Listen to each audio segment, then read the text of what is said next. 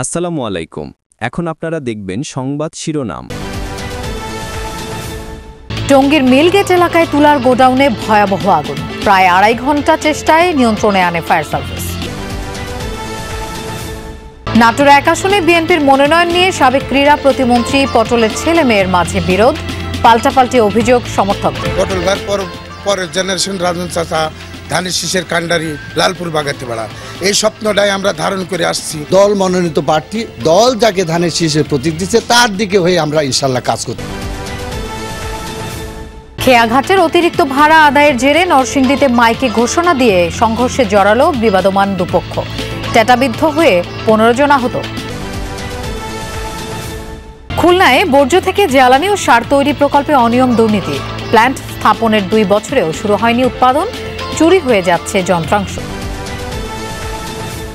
জামালপুরে ব্রহ্মপুত্র খননের উদ্যোগ নিয়েছে বিআইডব্লিউটিএ, ড্রেজিং শুরু হলে ভাঙন তীব্র হওয়ার শঙ্কা স্থানীয়দের। নদীতে ভাঙ্গিয়া বাড়িঘর হয়ে যাচ্ছে, প্রশাসনের কাছে আমরা এই বিচারটা চাই।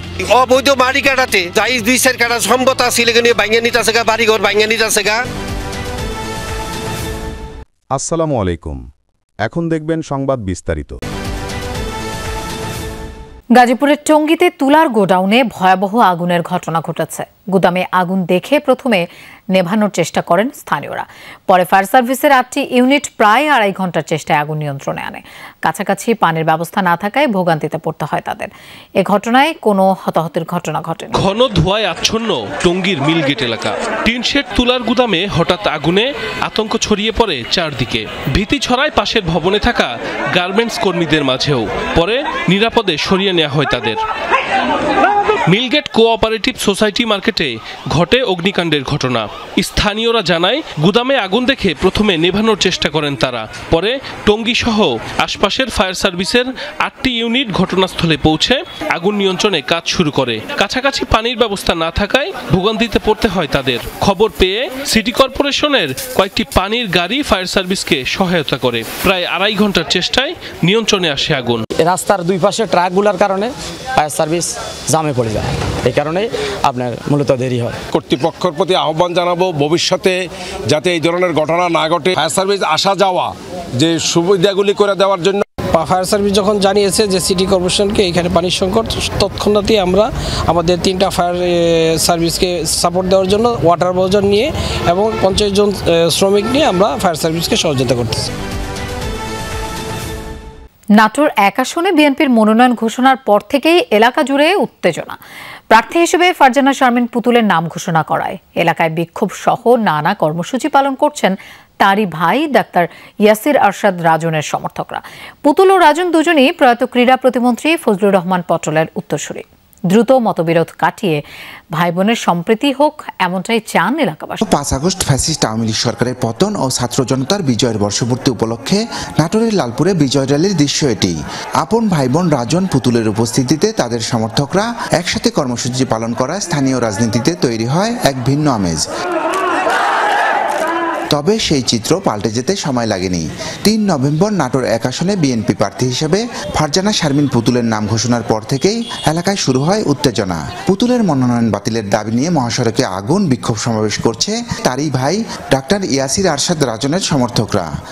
আমরা আশা করছিলাম যে রাজনকেই মনোনয়ন দেবে, কিন্তু কেন্দ্রীয় কমিটি আমাদেরকে হতাশ করেছে। পটল ভাইয়ের পরের জেনারেশন রাজন চাচা ধানের শীষের কান্ডারি লালপুর বাগাতিপাড়া, এই স্বপ্নটাই আমরা ধারণ করে আসছি।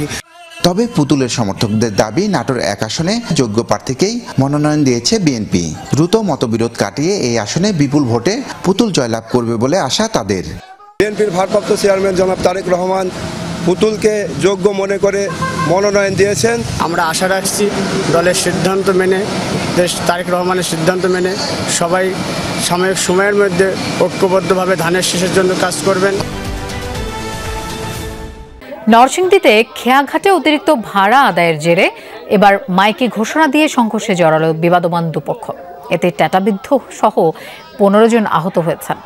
সকালে সদর উপজেলার মাধবদীর চরাঞ্চল জিত্রামপুরে সংঘর্ষের ঘটনা ঘটে। পুলিশ ও এলাকাবাসী জানায় জিরতরামপুরে খেয়াঘাটে ভাড়ার অতিরিক্ত টাকা আদায় এবং আধিপত্য বিস্তার নিয়ে স্থানীয় শহীদ মেম্বার ও চানমিয়া গ্রুপের মধ্যে বিরোধ চলছিল। এ নিয়ে গত সোম ও মঙ্গলবার দুই পক্ষের সংঘর্ষে 10 জন আহত হওয়ার পর এলাকায় অতিরিক্ত পুলিশ মোতায়েন করা হয়। আজ সকালে পুলিশ না থাকার সুযোগে মাইকে ঘোষণা দিয়ে ট্যাটা ও দেশীয় অস্ত্র নিয়ে সংঘর্ষে জড়ায় দুপক্ষ।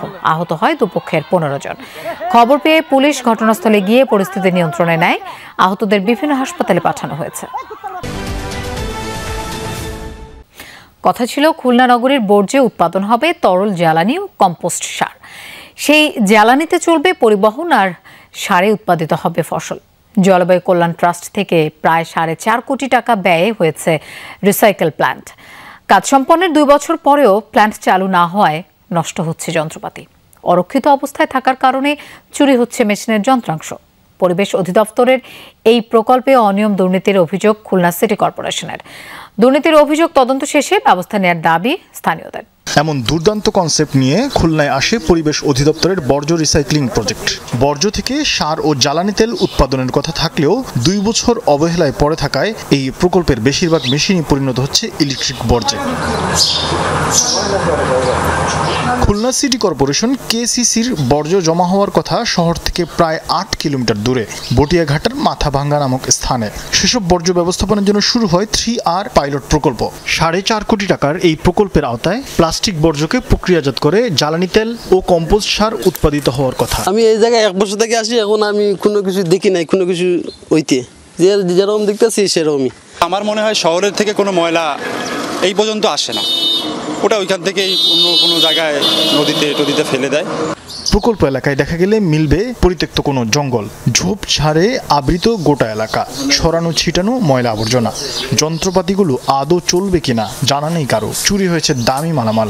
এর সাথে আর কি মোটর লাগানো ছিল, এই মোটর খুলে নিয়ে গেছে, তাই ছাড়া আর কিছু নেই। প্রকল্পের কাজ শেষ হয়েছে 2023 সালের জুনে। পরিবেশ অধিদপ্তরের কর্মকর্তা জানালেন, প্রকল্প সম্পন্ন হওয়ার পর খুলনা সিটি কর্পোরেশনকে কয়েক দফা চিঠি দেওয়া হলেও তারা বুঝে নেয়নি। এই প্রজেক্ট যখন প্রথম ফর্মুলেশন হয় তখন হয়তো ফর্মুলেশন ছিল এরকম প্রজেক্ট হচ্ছে বিল্ড আপ করা হবে, বিল্ড আপ করা হচ্ছে ফর্মুলেশন অ্যাট দ্য এন্ড হচ্ছে সিটি কর্পোরেশনের কাছে হ্যান্ড ওভার হবে। কেন হ্যান্ড ওভার করে নাই, কোথায় মনে করি সমস্যা, মানে হচ্ছে যদি আমরা মনে করি যে সমস্যা, ইউ শুড টক উইথ হচ্ছে সিটি কর্পোরেশন।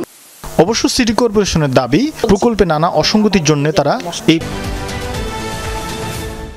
জামালপুরে ব্রহ্মপুত্রের থাবায় বিলীন ভিটেমাটি, ঘরবাড়ি, ফসলের জমি। ভাঙন রোধে নদী খননের উদ্যোগ নিয়েছে বিআইডব্লিউটিএ। তবে স্থানীয়দের শঙ্কা, ড্রেজিং শুরু হলে ভাঙন আরও তীব্র হবে।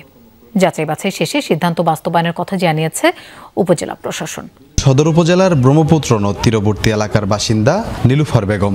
গেল 4 বছরে বিলীন হয়েছে ইটাইল গ্রামে তার পরিবারের বিস্তীর্ণ জমি। শেষ বয়সে আশ্রয় এখন সড়কের পাশে, তবে এখানেও চোখ রাঙাচ্ছে খরস্রোতা এই নদ।